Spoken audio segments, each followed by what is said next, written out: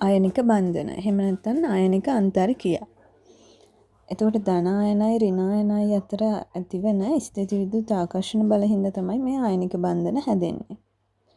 ඒ වගේම තමයි මේවා ඝන අවස්ථාවේදී, ඒ කියන්නේ ස්පටික විදියට තියෙද්දි තියෙන්නේ එක්තරා රටාවකට තමයි ඇසිරලා තියෙන්නේ මේ වගේ ව්‍යුහය.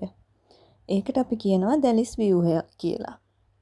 මේකෙදි වෙන්නේ හැම ධන ආයනයක් වටාම ඍණ ආයනත්, හැම ඍණ ආයනයක් වටාම ධන ආයනත් යම්කිසි රටාවකට තමයි ඇසිරලා තියෙන්නේ.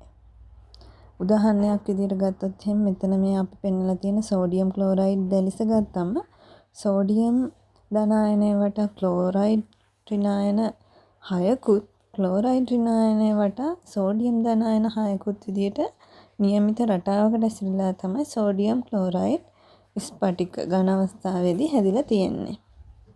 ඒකට අපි කියනවා දැලිස් ව්‍යුහයක් කියලා. මෙන්න මේ විදිහට තමයි සෝඩියම් ක්ලෝරයිඩ් වල දැලිස් ව්‍යුහය පේන්නේ.